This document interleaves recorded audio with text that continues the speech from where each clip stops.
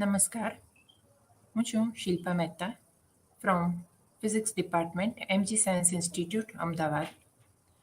આજે આપણે ચર્ચા કરવાની છે પેપર નંબર BPHCL 138 અને એ છે તરંગ અને પ્રકાશ પ્રયોગશાળા વિશે. તો સૌ પ્રથમ આપણે જોઈએ પ્રકાશશાસ્ત્ર. પ્રકાશની જુદી જુદી ઘટનાઓનું વર્ણન જે શાસ્ત્રમાં કરવામાં આવે છે તે શાસ્ત્રને કહેવામાં આવે છે પ્રકાશશાસ્ત્ર. પ્રકાશશાસ્ત્રને 3 ભાગમાં વિભાજિત કરી શકાય છે. તેનો પ્રથમ ભાગ છે ભૌમિતિક પ્રકાશશાસ્ત્ર. ભૌમિતિક પ્રકાશશાસ્ત્રમાં પ્રકાશને કિરણ સ્વરૂપે લેવામાં આવે છે અને તેની મદદથી પરાવર્તન, વક્રીભવન જેવી ઘટનાઓને સમજાવી શકાય છે. ત્યારબાદ આપણે એનો બીજો ભાગ જોઈએ અને એ છે તરંગ પ્રકાશશાસ્ત્ર. તરંગ પ્રકાશશાસ્ત્રમાં પ્રકાશને એક તરંગ સ્વરૂપે લેવામાં આવે છે અને જ્યારે પ્રકાશને તરંગ સ્વરૂપે લેવામાં આવે છે ત્યારે તેનો ઉપયોગ કરી અને વ્યતિકરણ, વિવર્તન અને ધ્રુવીભવન જેવી ઘટનાઓનો સમજાવી શકાય છે. અને છેલ્લો ભાગ છે એ છે કણ પ્રકાશશાસ્ત્ર. કણ પ્રકાશશાસ્ત્ર એટલે કે ક્વોન્ટમ ઓપ્ટિક્સ. ક્વોન્ટમ ઓપ્ટિક્સમાં પ્રકાશને એક કણ સ્વરૂપે લેવામાં આવે છે અને આ કણનું નામ છે ફોટોન. અને આ વિચારધારાનો ઉપયોગ કરી અને ફોટોઇલેક્ટ્રિક અસર, કોમ્પટન અસર જેવી અસરને આપણે સમજાવી શકીએ છીએ. આ બધી ઘટનાઓમાંથી આપણે એક ઘટનાને વધારે વિસ્તારથી જોઈએ, કારણ કે આજે જે પ્રયોગનું આપણે વર્ણન કરવામાં આવે છે તે વ્યતિકરણ પર આધારિત છે. તો વ્યતિકરણ માટે પ્રકાશને આપણે તરંગ સ્વરૂપે જોઈએ છે. તો સૌ પ્રથમ આપણે જાણીએ છીએ એ પ્રમાણે તરંગ એટલે શું. તરંગને આ પ્રમાણે આકૃતિમાં દર્શાવ્યા પ્રમાણે રજૂ કરી શકાય છે. આ તરંગમાં શૃંગ અને ગર્ત રહેલા છે. આ તરંગની અંદર એની 2 પ્રોપર્ટીઝ છે. એક તો છે કંપ વિસ્તાર અને બીજી છે તરંગ લંબાઈ. કંપ વિસ્તાર એટલે કે મધ્યમાન સ્થાનથી અંતર. તો આ મધ્યમાન સ્થાનથી અંતર એને કહેવામાં આવે છે કંપ વિસ્તાર. અને તરંગ લંબાઈ એટલે કે 2 શૃંગ અથવા તો 2 ગર્ત વચ્ચેના અંતરને કહેવામાં આવે છે તરંગ લંબાઈ. વ્યતિકરણમાં આપણે જે તરંગોને ધ્યાનમાં લેવાના આવે છે તે છે સુસંબંધ તરંગો. સુસંબંધ તરંગો એટલે કે એવા તરંગો કે જે તરંગો વચ્ચે કળા તફાવત અચળ રહેતો હોય. તો આવા તરંગોને સુસંબંધ તરંગો કહેવામાં આવે છે. વ્યતિકરણ એટલે કે આપણે કહીએ તો 2 કે તેથી વધુ સુસંબંધ તરંગોના સંપાતીકરણની ઘટનાને વ્યતિકરણ કહેવામાં આવે છે. એટલે કે વ્યતિકરણ થવા માટેની મુખ્યત્વે શરત પ્રથમ છે કે તરંગો સુસંબંધ હોવા જોઈએ. અને તરંગો સુસંબંધ હોવા જોઈએ એનો મતલબ છે કે તરંગો વચ્ચેનો કળા તફાવત અચળ હોવો જોઈએ. અને બીજી એની લાક્ષણિકતા એ છે કે સમાન તરંગ લંબાઈવાળા તરંગો હોવા જોઈએ. તો આ પ્રકારના સુસંબંધ સમાન તરંગ લંબાઈ ધરાવતા તરંગો જ્યારે એકબીજા પર સંપાત થાય છે ત્યારે જે ઘટના ઘટે છે તેને વ્યતિકરણ કહેવામાં આવે છે. વ્યતિકરણની કારણે આપણને પડદા ઉપર આ પ્રમાણે પ્રકાશિત અને અપ્રકાશિત શલાકાઓનું નિર્માણ થાય છે. અને એ પ્રકાશિત અને અપ્રકાશિત શલાકાઓ આપણે આ પ્રમાણે પણ રજૂ કરી શકાય છે. તો આ છે એની ઇન્ટરફેરન્સ પેટર્ન એટલે કે વ્યતિકરણ શલાકાઓ. જ્યારે 2 તરંગો એકબીજા પર સંપાત થાય છે ત્યારે સૌ પ્રથમ ધારો કે પ્રથમ તરંગ આકૃતિમાં દર્શાવ્યા પ્રમાણે પ્રથમ તરંગનું શૃંગ એ બીજા તરંગના શૃંગ બંને એક જ સમાન સમતલમાં આવેલા હોય તો આવા તરંગો એમને સમાન કળામાં દોલન કરતા તરંગો કહેવામાં આવે છે. તો જે તરંગો કે જેમના શૃંગ એક જ સમતલમાં છે, જ્યારે એમના ગર્ત પણ એક સમતલમાં છે અને આવા તરંગો જ્યારે એકબીજા પર સંપાત થાય ત્યારે જે વ્યતિકરણ રચાય તે વ્યતિકરણને કહેવામાં આવે છે સહાયક વ્યતિકરણ. તો સમાન કળામાં દોલન કરતા તરંગો જ્યારે એકબીજા પર સંપાત થાય ત્યારે તે બિંદુએ તરંગ અથવા તો પ્રકાશની તીવ્રતા એ મહત્તમ બને છે અને તેથી આવા વ્યતિકરણને સહાયક વ્યતિકરણ કહેવામાં આવે છે.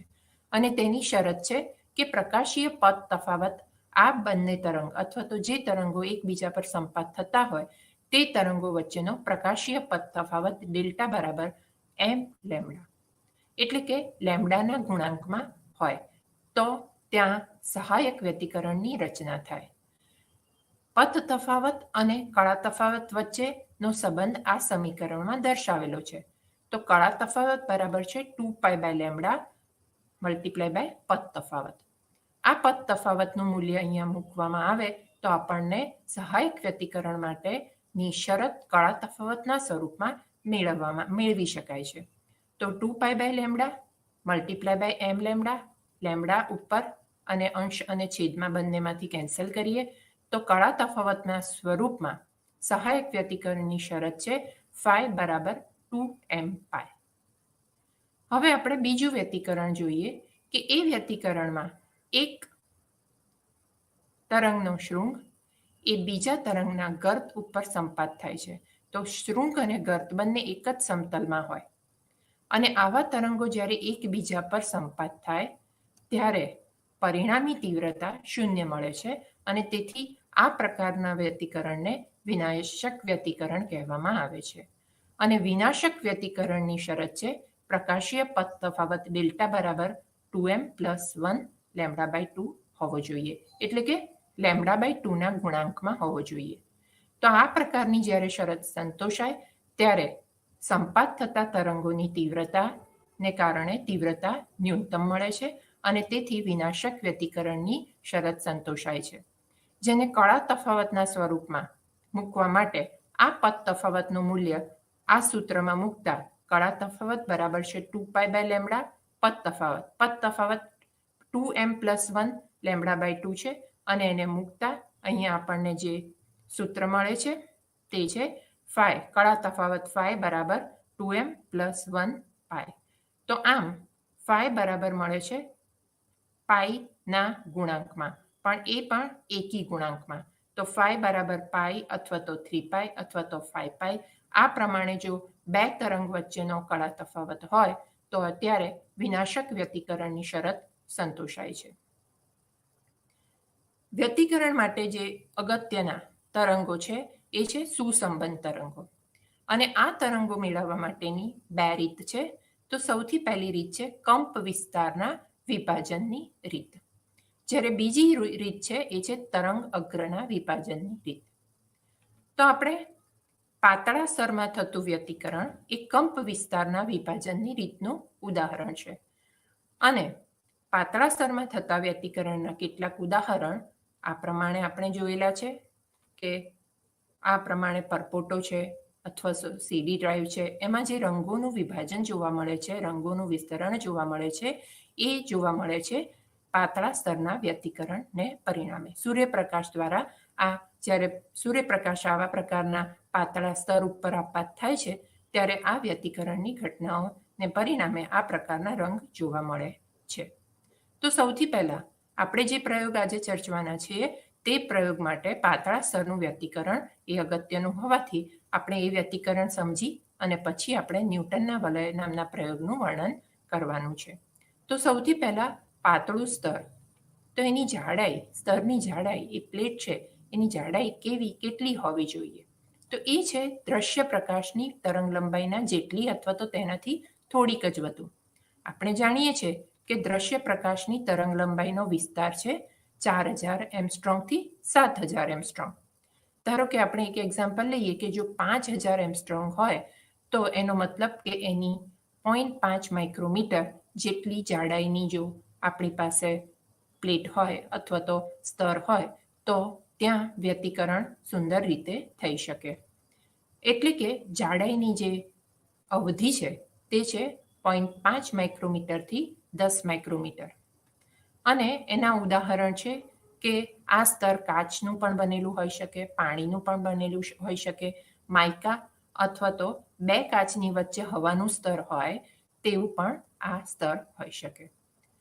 હવે જ્યારે કોઈ પણ સ્તર ઉપર પ્રકાશ આપાત કરવામાં આવે છે ત્યારે એ સ્તર પરથી પ્રકાશનું બે ભાગમાં વિભાજન થાય છે, એક તો પરાવર્તન અને બીજું વક્રીભવન થઈને.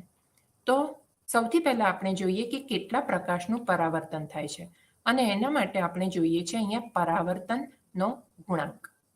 ધારો કે આ સ્તરને આપણે હવાના માધ્યમમાં મૂકેલો હોય તો એનું સૂત્ર છે R બરાબર μ-1/μ+1 હોલ સ્ક્વેર. અથવા તો આપણે એમ કહી શકીએ કે જો આ સ્તર કાચનું બનેલું હોય તો મ્યુ બરાબર 1.5 છે, અને તેથી 1.5 -1/1.5 +1 હોલ સ્ક્વેર. અને એનું સાદું રૂપ આપતા આપણને મૂલ્ય મળે છે પરાવર્તન ગુણાંકનું 0.04. અથવા તો 100% જ્યારે લાઇટ એના પર ઇન્સિડન્ટ થાય ત્યારે 4% જેટલો પ્રકાશ એ પરાવર્તન પામે છે. તો આપણે અહીંયા એક લઈએ છીએ પાતળું સ્તર, અને એ પાતળા સ્તરની જાડાઈ T જેટલી છે, જ્યારે એનો વક્રીભવનાંક છે 1.5 જેટલો. આપણે કાચની એક તકતી લઈએ છીએ અને એને હવાના માધ્યમમાં મૂકેલી છે. AB એ છે પ્રકાશનું કિરણ, અને આ AB પ્રકાશનું કિરણ એટલે કે પ્રકાશનું તરંગ એ 100% તીવ્રતાવાળું તરંગ જ્યારે બી બિંદુએ પ્રકાશની તકતી ઉપર આપાત થાય છે ત્યારે આ કાચની તકતી ઉપર આપાત થાય છે ત્યારે બી બિંદુએ થોડો ભાગ એનું પરાવર્તન થાય છે. અને કેટલા ભાગનું પરાવર્તન થાય છે એ ખબર છે આપણને, 4% પ્રકાશનું પરાવર્તન થાય છે, જ્યારે બાકીનો પ્રકાશ એ વક્રીભવન પામી અને બીડી પાથ ઉપર આગળ વધે છે.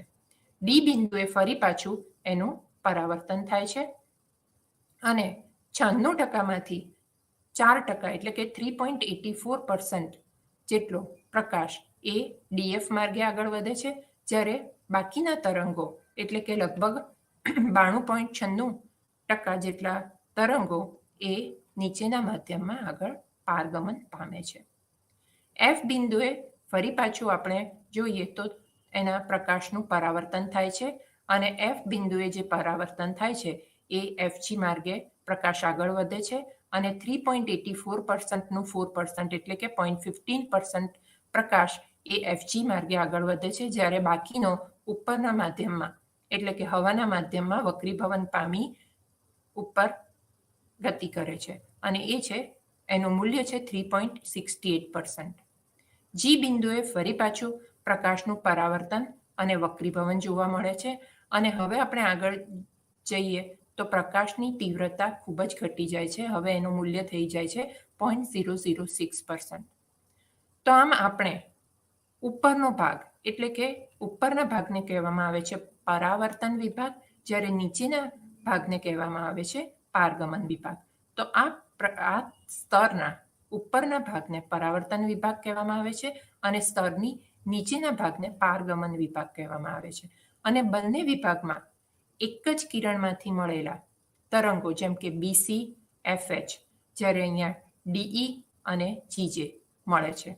આ બંને તરંગો એ સુસંબંધ તરંગો છે, કારણ કે આપણને એક જ તરંગમાંથી મળેલા છે, અને આ સુસંબંધ તરંગો વચ્ચે હંમેશા વ્યતિકરણ થાય છે, અને તેને પરિણામે પારગમન વિભાગ અને પરાવર્તન વિભાગ બંનેમાં આપણને વ્યતિકરણની ઘટના જોવા મળે છે.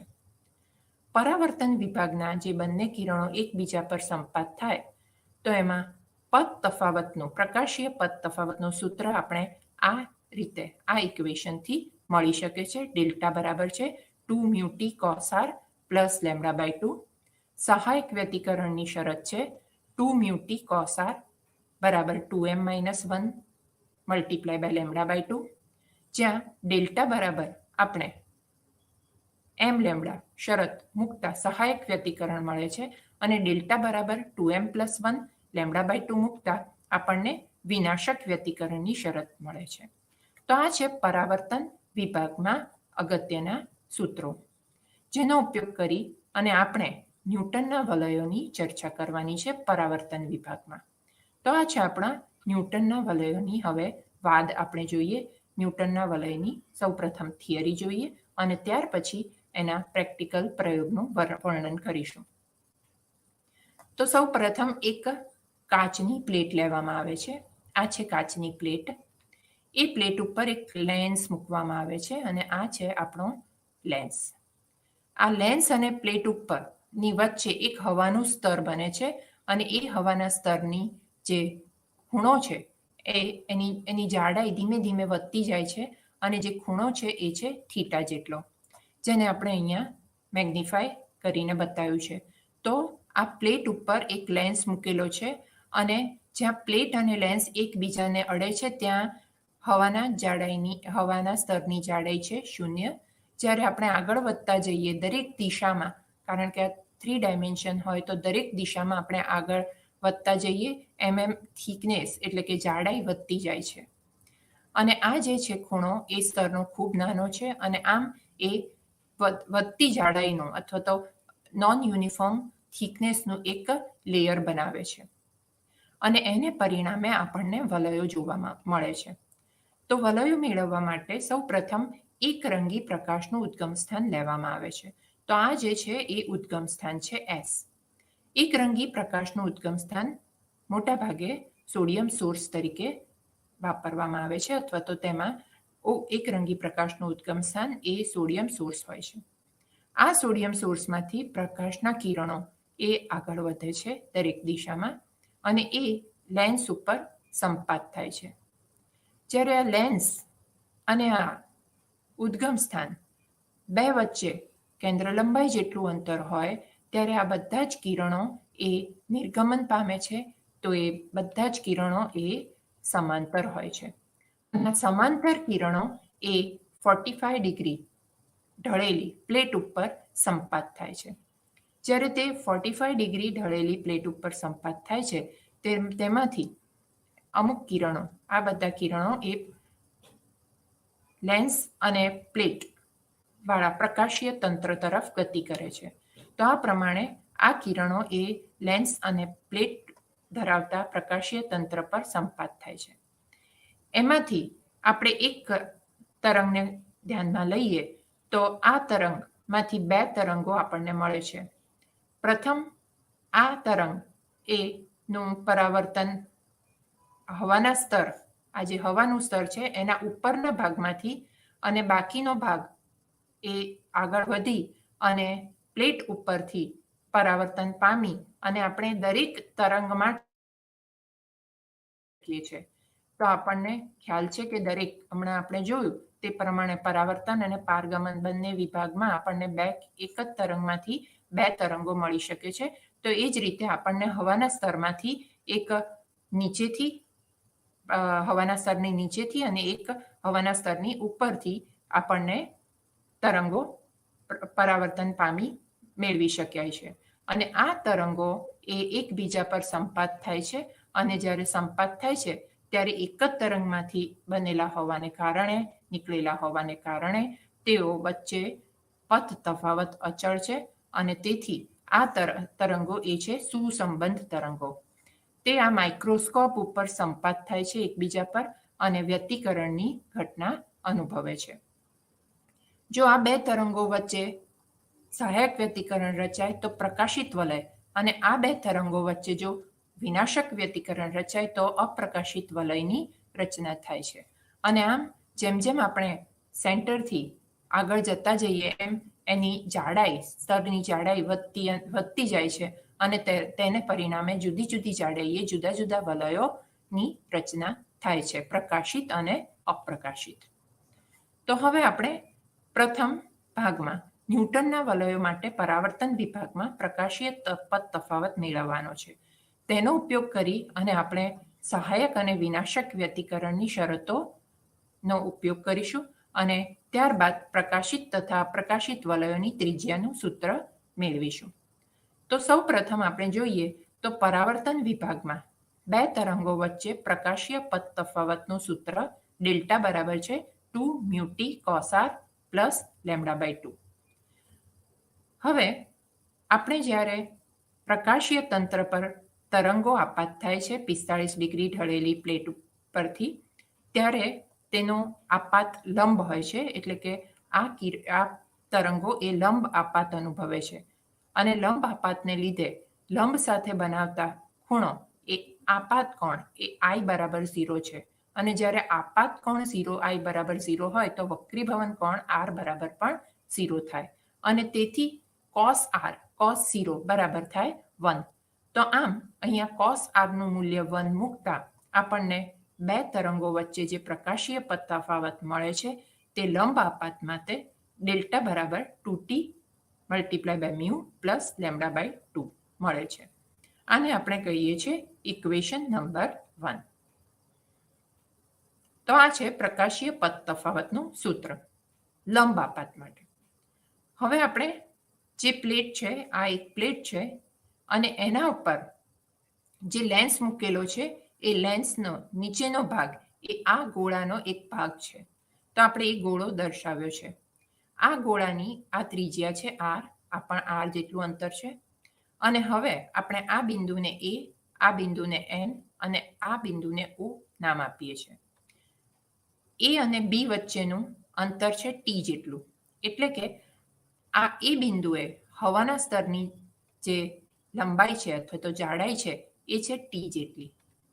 આ Tમાંથી આ એમાંથી આપણે NO ઉપર લંબ દોરીએ છીએ એટલે આપણને KO જેટલો ભાગ મળે છે.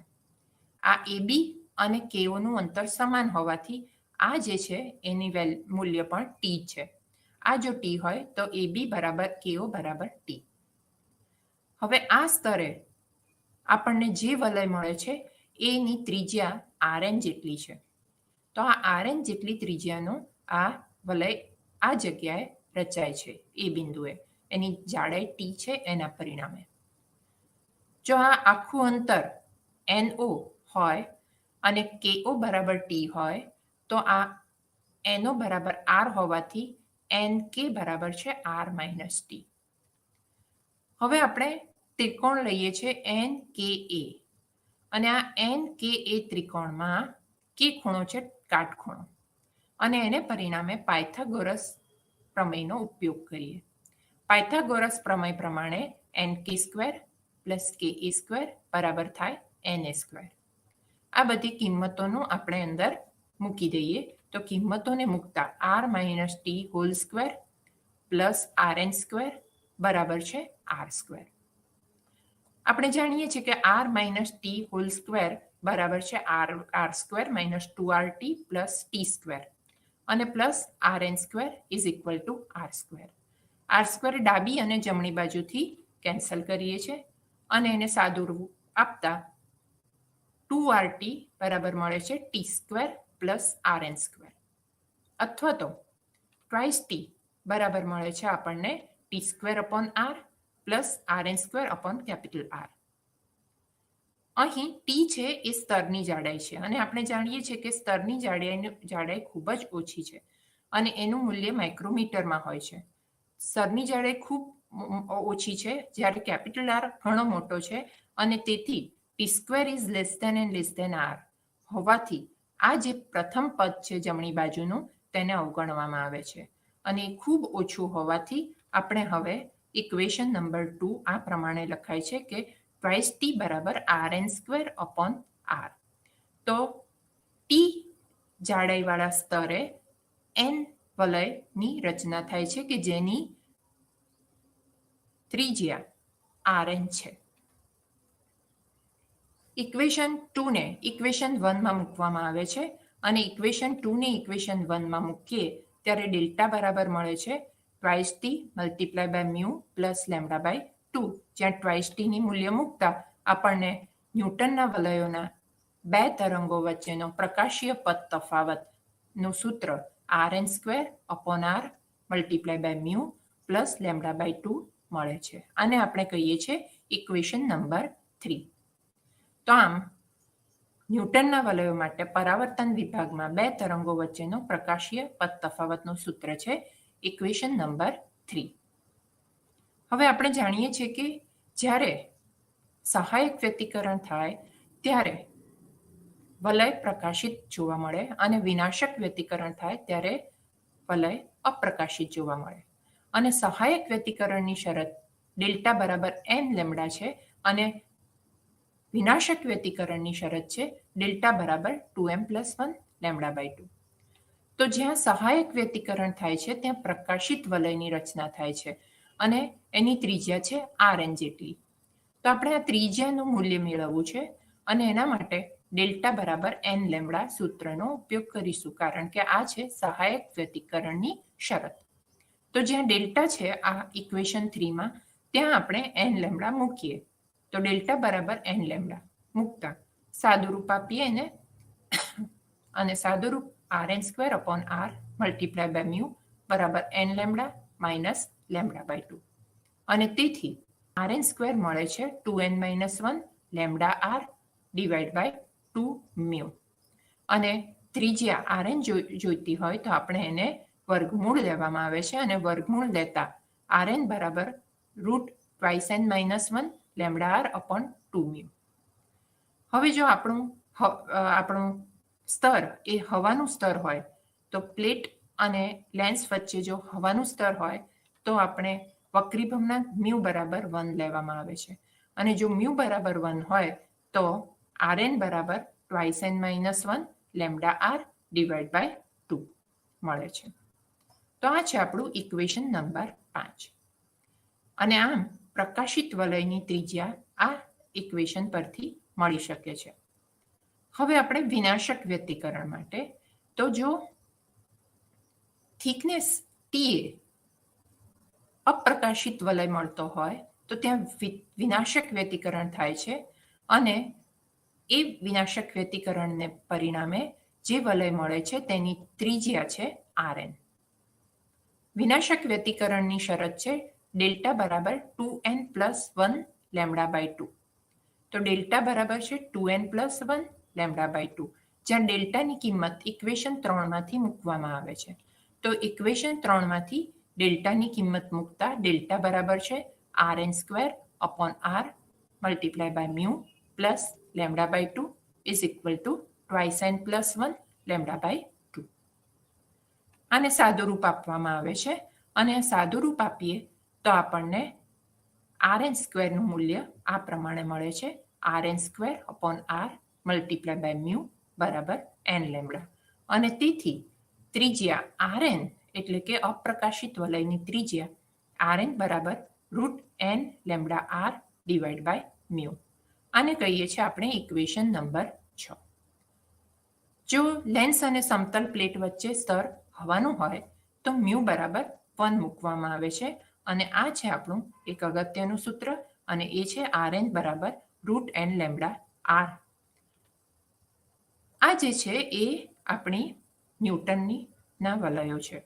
તો આ ન્યૂટનની રિંગ છે, અને ચોક્કસ જાડાઈએ એક વલયની રચના થાય છે, તેથી ન્યૂટનના વલયોને સમાન જાડાઈના વલયો પણ કહેવામાં આવે છે.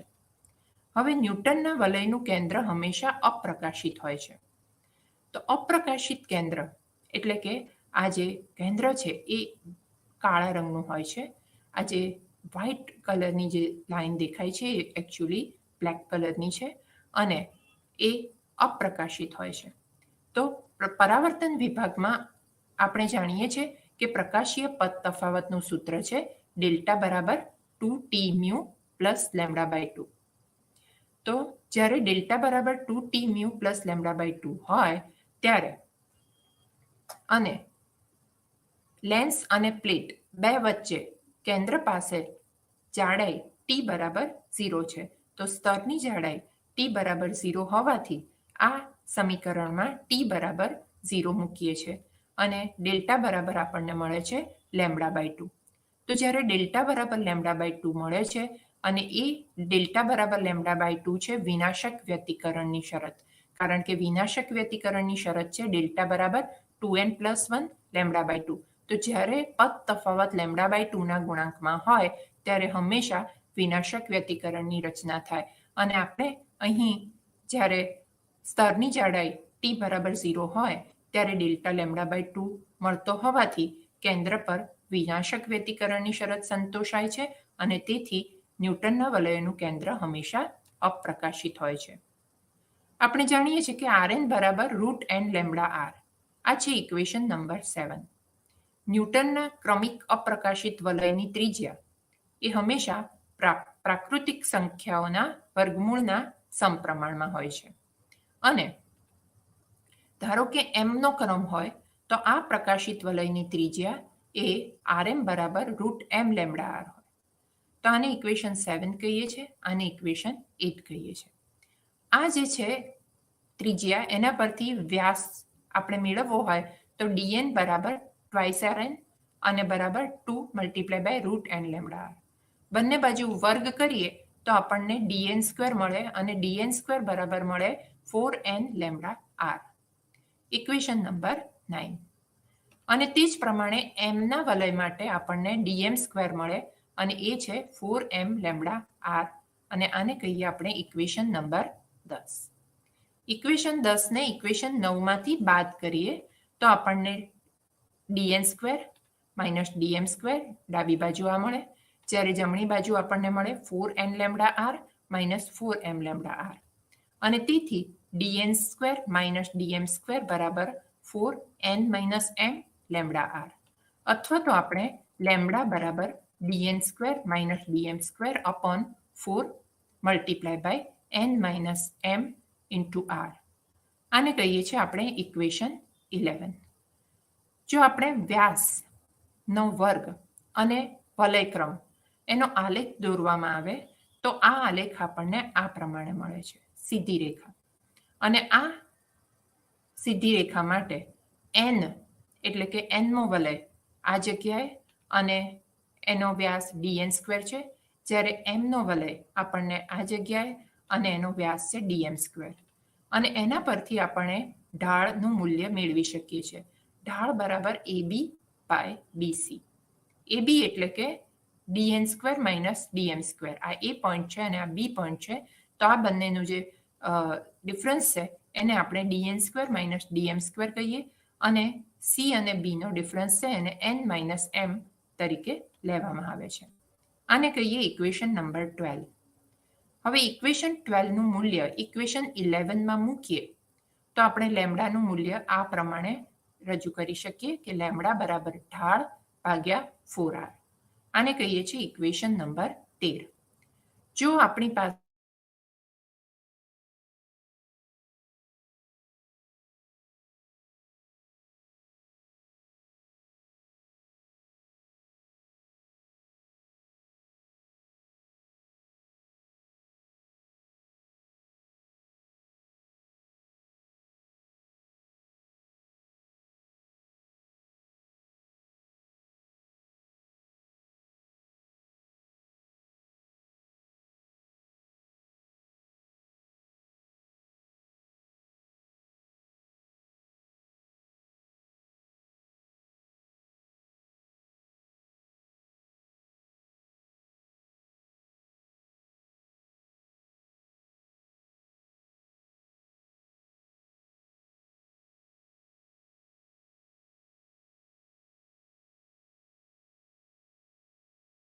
ઢળેલી પ્લેટ.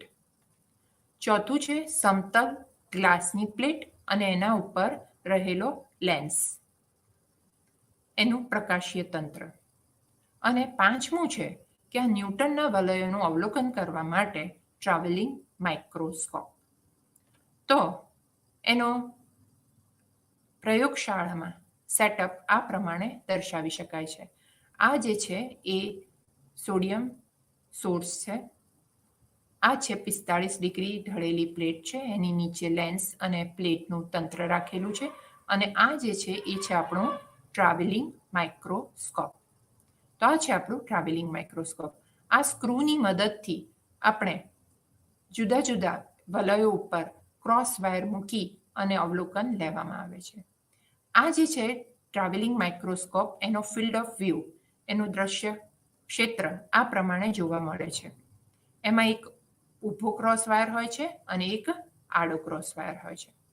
તો આ પ્રમાણે ઊભો અને આડો ક્રોસ વાયર ધરાવતો આ ટ્રાવેલિંગ માઇક્રોસ્કોપમાંથી આપણે ઊભા ક્રોસ વાયર પર કોન્સન્ટ્રેટ કરવાનું છે.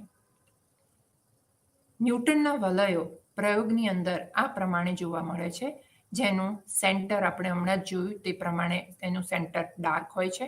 એના પછી પ્રકાશિત વલય હોય છે, એના પછી અપ્રકાશિત વલય હોય છે અને આ પ્રમાણે આપણને જોવા મળે છે. તો આ જે છે એ આપણું ન્યૂટનના વલયો છે. પ્રકાશિત વલય જ્યાંની રચના થાય છે ત્યાં આગળ આપણને સહાયક વ્યતિકરણ જોવા મળે છે અને અપ્રકાશિત વલયની રચના થાય છે ત્યાં આપણને વિનાશક વ્યતિકરણ જોવા મળે છે. આ જે ન્યૂટનના વલયો છે તેનું માપન કરવા, તેની ત્રિજ્યાનું માપન કરવા માટે આ ટ્રાવેલિંગ માઇક્રોસ્કોપનો ઉપયોગ કરવામાં આવે છે. આ એનો સ્ક્રૂ છે અને અહીંયા એનો સ્કેલ આપેલો છે. તો સૌ પ્રથમ ટ્રાવેલિંગ માઇક્રોસ્કોપનો ઉપયોગ કરતા પહેલા તેની લઘુત્તમ માપશક્તિ, આ સાધન કેટલી ઓછામાં ઓછું અંતર માપી શકે છે તે આપણે શોધવાનું છે. તો ટ્રાવેલિંગ માઇક્રોસ્કોપની લઘુત્તમ માપશક્તિનું સૂત્ર આ પ્રમાણે છે. લઘુત્તમ માપશક્તિ બરાબર મુખ્ય માપક્રમના એક કાપાનું મૂલ્ય ભાગ્યા વર્નિયરના કુલ કાપા. મુખ્ય માપના એક કાપાનું મૂલ્ય ભાગ્યા વર્નિયરના કુલ કાપા. તો આ જે સ્કેલ છે એને આપણે આ પ્રમાણે મેગ્નિફાઈ બતાવેલો છે. મુખ્ય માપક્રમ, ઉપરનો જે માપક્રમ છે એ મુખ્ય માપક્રમ છે અને એની ઉપર નાનકડો એક આવો વર્નિયર માપક્રમ છે. આ મુખ્ય માપક્રમ છે અને આ છે વર્નિયર માપક્રમ.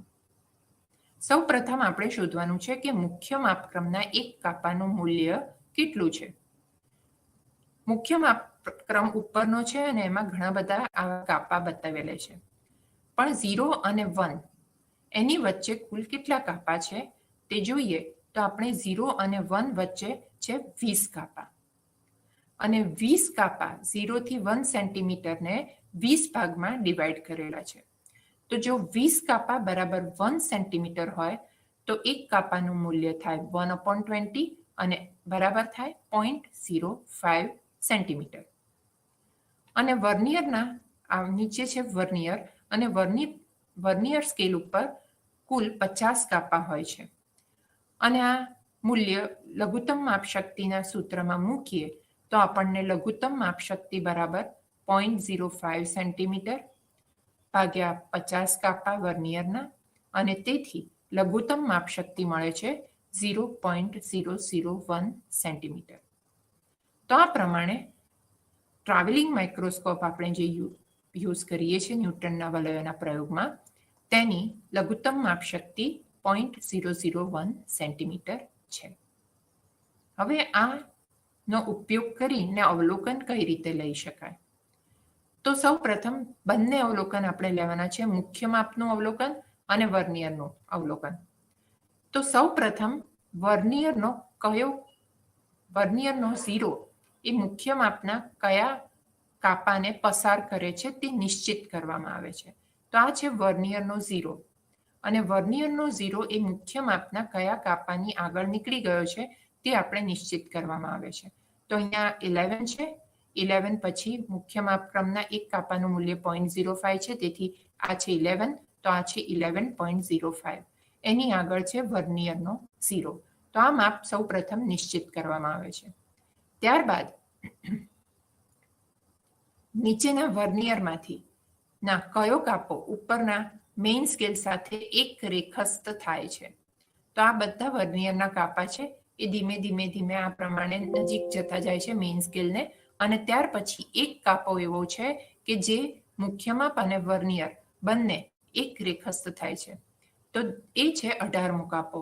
તો 18મો વર્નિયરનો કાપો એ મુખ્ય માપના કાપા સાથે એક રેખસ્થ થાય છે, તો તેનું મૂલ્ય નિશ્ચિત કરવામાં આવે છે. અને હવે વર્નિયરના કાપાને લઘુત્તમ માપશક્તિ આપણે જાણીએ છીએ લઘુત્તમ માપશક્તિ છે 0.001. તો 0.001 વડે ગુણી અને મુખ્ય માપમાં અવલોકનમાં ઉમેરવામાં આવે છે. તો સૌ ટ્રાવેલિંગ માઇક્રોસ્કોપનું અવલોકન બરાબર મુખ્ય માપનું અવલોકન વત્તા 0.001 સેન્ટીમીટર મલ્ટીપ્લાય બાય વર્નિયર માપક્રમનો ના એક રેખસ્થ કાપાનું અવલોકન.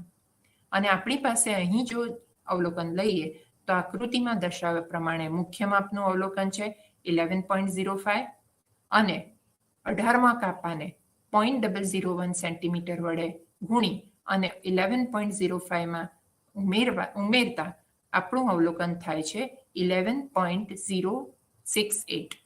તો આ જે છે એ આપણું અવલોકન છે 11.068. તો આ પ્રમાણે ન્યૂટનના વલયના પ્રયોગમાં અવલોકન લેવામાં આવે છે. સૌ પ્રથમ આ આપણા સફેદ બતાવ્યા છે એ છે આપણા અપ્રકાશિત વલયો. તો અપ્રકાશિત વલયના સેન્ટરથી ગણવામાં આવે છે. આ પ્રથમ વલય છે, આ દ્વિતીય, આ ત્રીજો, આ ચોથો, પાંચમો અને છઠ્ઠો. તો છઠ્ઠા વલયને સ્પર્શક તરીકે મૂકવામાં આવે છે આપણો ક્રોસ વાયર. તો ટ્રાવેલિંગ માઇક્રોસ્કોપનો ઊભો ક્રોસ વાયર એ છઠ્ઠા વલયને ક્રોસ વાયર તરીકે મૂકવામાં આવે છે અને અવલોકન લેવામાં આવે છે. ત્યારબાદ સ્ક્રૂ વડે આ ક્રોસ વાયરને ફેરવી અને હવે પાંચમા વલય પર મૂકવામાં આવે છે અને એ જ રીતે અવલોકન લેવામાં આવે છે. તો આવી રીતે મુખ્ય માપ અને વર્નિયર આ બંને ભેગા કરી અને છઠ્ઠાનું રીડિંગ અવલોકન લેવામાં આવે છે. ત્યારબાદ પાંચમાનું, એ જ પ્રમાણે ચોથું, ત્રીજું, બીજું અને પ્રથમ. તો આપણે ડાબી બાજુ છઠ્ઠાથી શરૂ કરીને ડાબી બાજુ પ્રથમ વલયના અવલોકન ડાબી બાજુના લઈએ છીએ. ત્યારબાદ પછી સેન્ટરથી આપણે રાઈટ સાઈડ ઉપર આવી જઈએ છીએ અને જમણી બાજુ પર પ્રથમ વલયનું અવલોકન પહેલા લઈએ છીએ અને ત્યાર પછી બીજું, ત્રીજું, ચોથું, પાંચમું અને છઠ્ઠું. તો ક્રોસ વાયરને આ પ્રમાણે પ્રથમ વલય પર સ્પર્શકની રીતે મૂકી અને 1, 2, 3, 4, 5 અને 6 એના જમણી બાજુ વલયના અવલોકન લેવામાં આવે છે અને આ વલયના અવલોકન કોઠામાં નોંધવામાં આવે છે. તો આ વલયના અવલોકન આપણે ક્યાંથી શરૂ કર્યા? તો છઠ્ઠા ક્રમથી. તો છઠ્ઠા વલયથી શરૂ કર્યા એટલે પ્રથમ અવલોકન અહીંયા લખવાનું, પછી પાંચમું, પછી ચોથું, ત્રીજું, બીજું અને પ્રથમ. ત્યારબાદ જમણી બાજુ સૌથી પહેલા છઠ્ઠા પર નથી જવાનું, સૌથી પહેલા જવાનું છે પ્રથમ, દ્વિતીય, ત્રીજું, ચોથું, પાંચમું અને છઠ્ઠું. એટલે કે ન્યૂટનના વલયોના અવલોકન ઊંધા યુ શેપમાં આ પ્રમાણે લેવામાં આવે છે. એટલે કે આપણું જે ટ્રાવેલિંગ માઇક્રોસ્કોપ છે એ એક જ ડાયરેક્શનમાં આ પ્રમાણે મૂવ થતું હોવું જોઈએ. હવે એનો વ્યાસ શોધવા માટે આ અવલોકનમાં બીમાંથી એ બાદ કરવામાં આવે છે. તો એના પરથી આપણને દરેક વલયના વ્યાસ મળે છે અને તેના વર્ગ પણ મળે છે. તો આપણા ધારો કે અવલોકનો આ પ્રમાણે આવ્યા છે અને આ અવલોકનો પરથી આપણે d² શોધી શકીએ છીએ. આ જ્યારે d² આપણે મળે ત્યારબાદ આપણે જાણીએ છીએ કે d² અને વલયક્રમનો ગ્રાફ દોરવામાં આવે છે. તો d² અને વલયક્રમનો આલેખ આ પ્રમાણે મળે છે અને આ આલેખનો ઢાળ 0.0199x છે. તો આમ ન્યૂટનના વલયોમાં d² અને વલયક્રમનો જે આલેખ દોરીએ છે તે આલેખ એનો ઢાળ 0.0199x મળે છે. આ બધા અવલોકન પરથી જે આલેખ મળે છે એ આ છે અને એનો ઢાળ, અને એ ઢાળ ઉપરથી આપણે અજ્ઞાત તરંગ લંબાઈ લેમ્બડા એનું મૂલ્ય મેળવી શકીએ છીએ. આ ઢાળનું મૂલ્ય છે 0.0199x અને એના divide by 4 multiply by r. નું મૂલ્ય એટલે કે r છે આપણા લેન્સની નીચેના ભાગના ની સપાટીની વક્રતા ત્રિજ્યા.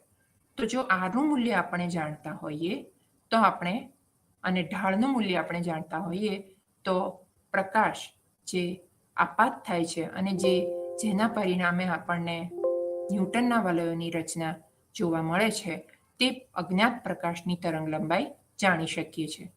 હવે આપણે અહીંયા આરનું મૂલ્ય મૂકીએ છીએ. તો આરનું મૂલ્ય આર બરાબર છે 85 સેન્ટીમીટર.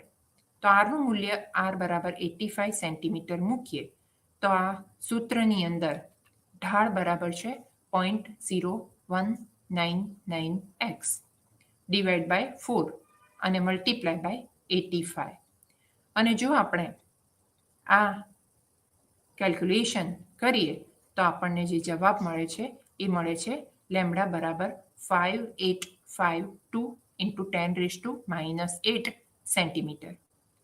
સેન્ટીમીટરને જનરલી આપણે તરંગ લંબાઈને શેમાં દર્શાવીએ છીએ તો એમસ્ટ્રોંગમાં, અને એક એમસ્ટ્રોંગ બરાબર 10⁻⁸ સેન્ટીમીટર. અને તેથી આપણે લેમ્ડા એટલે કે આ ન્યૂટનના વલય જે પ્રકાશ દ્વારા રચવામાં આવે છે તેની લેમ્ડા બરાબર 5852 એમસ્ટ્રોંગ મળે છે. અને આ 5852 એમસ્ટ્રોંગ એ આપણા અજ્ઞાત પ્રકાશની તરંગ લંબાઈ છે. તો ન્યૂટનના વલયોના ઉપયોગથી આપણે સોડિયમ પ્રકાશની તરંગ લંબાઈનું મૂલ્ય 5852 એમસ્ટ્રોંગ મેળવ્યું. તો આ છે આપણો આજનો પ્રયોગ. નમસ્કાર, ધન્યવાદ.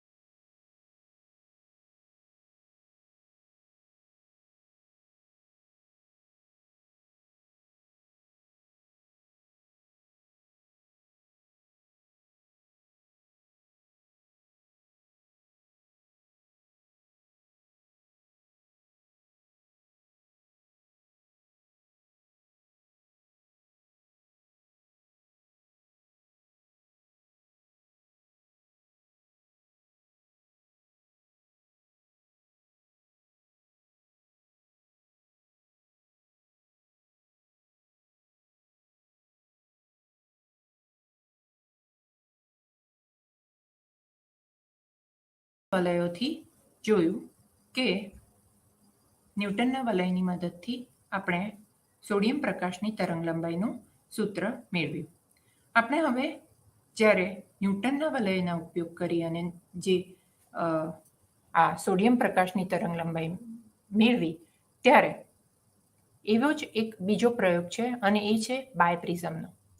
તો આપણે જ્યારે બાયપ્રિઝમનો પ્રયોગ જોઈશું ત્યારે તેમાં પણ વ્યતિકરણની જ ઘટના ઘટે છે અને એ વ્યતિકરણની ઘટનામાં ન્યૂટનના વલયમાં પાતળા સ્તરનું વ્યતિકરણ જોવા મળે છે, જ્યારે બાયપ્રિઝમની અંદર આપણે પાતળા સ્તર નહીં પરંતુ એક જ તરંગગ્રને કારણે જે પ્રકાશના વલયો પ્રકાશના એક જ તરંગગ્રહને લીધે પ્રકાશનું વ્યતિકરણ થાય છે અને એ પ્રકાશનું વ્યતિકરણ એક જ તરંગગ્રહને કારણે થાય છે એને પરિણામે આપણે જોઈ શકીએ છીએ વ્યતિકરણની ઘટના. તો આ ઘટના માટે સૌપ્રથમ એક સ્લિટ લેવામાં આવે છે અને આપણે આગળ બતાવ્યું છે એ પ્રમાણે ઉદ્ગમ સ્થાન હોય છે. એ ઉદ્ગમ સ્થાનની આગળ એક સ્લિટ મૂકેલી હોય છે. ઉદ્ગમ સ્થાન આપણે જાણીએ છીએ એ પ્રમાણે હંમેશા સોડિયમ સોર્સ વાપરવામાં આવે છે. સોડિયમ સોર્સ એટલા માટે વાપરવામાં આવે છે કે સોડિયમ સોર્સનું માંથી પ્રકાશ જે ઉત્પન્ન થાય છે તે પ્રકાશ હંમેશા એકરંગી હોય છે. એકરંગી પ્રકાશ એટલે કે એમાંથી નીકળતા કિરણોની તરંગ લંબાઈ એ એક મૂલ્યની હોય છે. જ્યારે આપણી પાસે બે પ્રકારના ઉદ્ગમ સ્થાન હોય છે, એક તો મર્ક્યુરી સોર્સ અને બીજો છે સોડિયમ સોર્સ. મર્ક્યુરી સોર્સમાં ઘણા બધા પ્રકાશ વર્ણપટ મળે છે. એની અંદર બધા જ જાનેવાલી પીનારા એટલે કે જાંબલી, લાલ, રાતો અથવા તો આપણે એને કહીએ લીલો, પીળો, આ બધા જ પ્રકાશનો વર્ણપટ મળે છે. જ્યારે એને કહેવામાં આવે છે બહુરંગી પ્રકાશનું ઉદ્ગમ સ્થાન. આપણે વ્યતિકરણની ઘટના જ્યારે જોતા હોઈએ ત્યારે વ્યતિકરણની ઘટનામાં આપણને જે પ્રકાશનો ઉપયોગ કરવામાં આવે છે તે પ્રકાશ છે એકરંગી પ્રકાશ. તો હવે એકરંગી પ્રકાશના ઉદ્ગમ સ્થાનમાંથી પ્રકાશ એ સ્લિટ ઉપર સંપાત થાય છે. આ સ્લિટ ઉપર સંપાત થાય છે ત્યારબાદ બાયપ્રિઝમ નામની એક રચના છે.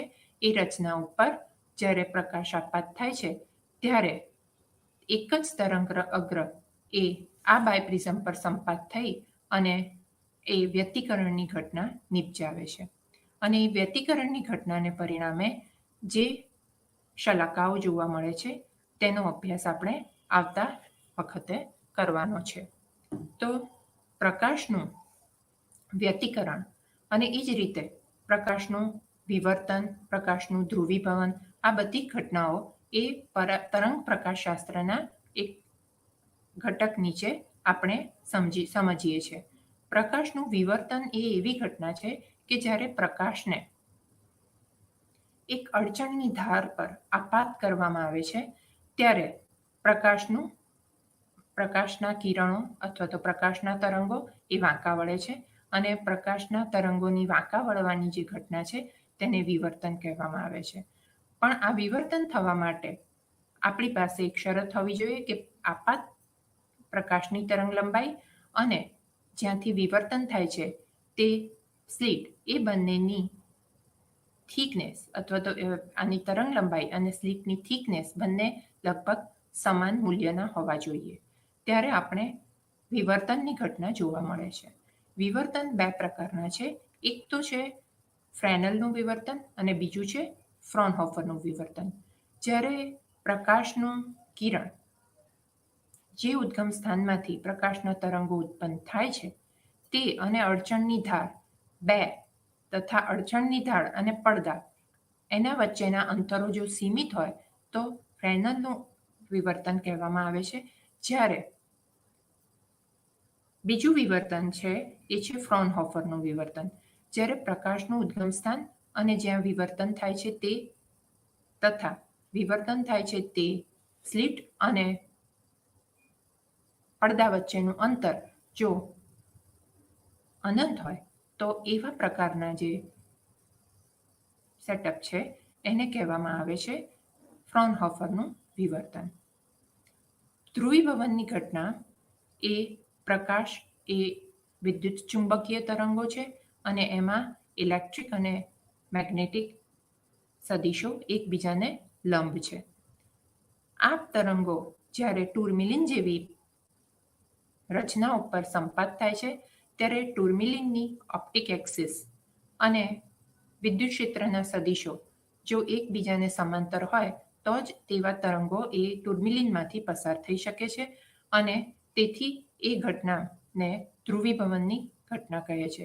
જે તરંગોના વિદ્યુત ક્ષેત્રના સદિશો એ ટુર્મિલિન જેવા પદાર્થની ઓપ્ટિક એક્સિસને સમાંતર હોતા નથી તેવા માટે એ ધ્રુવીભવનની ઘટનાને પરિણામે આપણને નિર્ગમન પામતા પ્રકાશની તીવ્રતા એ શૂન્ય મળે છે.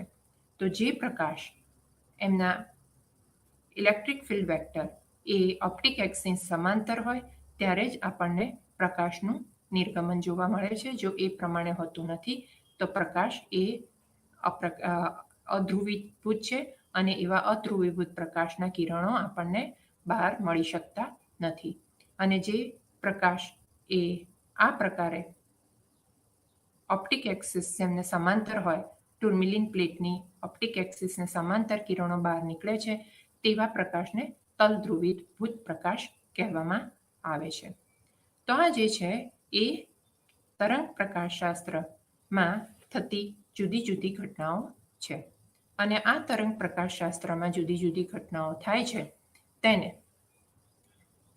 તેને જુદા જુદા પ્રયોગો વડે સમજવામાં આવે છે અને એમાંથી એક પ્રયોગ છે ન્યૂટનના વલયો અને બીજો પ્રયોગ છે આપણો પાય પ્રિઝમ.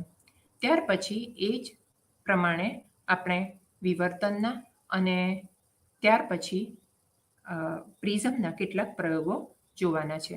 પ્રિઝમના પ્રયોગો છે એમાં મુખ્યત્વે પ્રિઝમના પ્રયોગનો ઉપયોગ કરી અને આપણે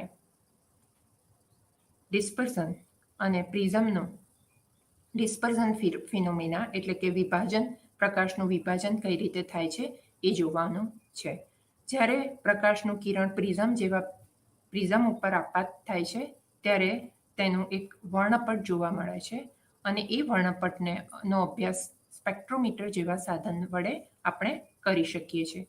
તો જે સ્પેક્ટ્રોમીટરનું સાધન છે તે સાધન એ પ્રયોગશાળામાં ખૂબ જ અગત્યનું સાધન છે અને એની અંદર 3 ભાગ રહે છે સ્પેક્ટ્રોમીટરના. અને એ સ્પેક્ટ્રોમીટરમાં સૌ પ્રથમ છે કોલિમીટર, ત્યાર પછી પ્રિઝમ ટેબલ અને ત્યાર પછી છે ટેલિસ્કોપ. તો આ સાધનને આપણે નેક્સ્ટ લેક્ચરમાં વધારે ધ્યાનથી અને વ્યવસ્થિત રીતે સમજવાનું છે.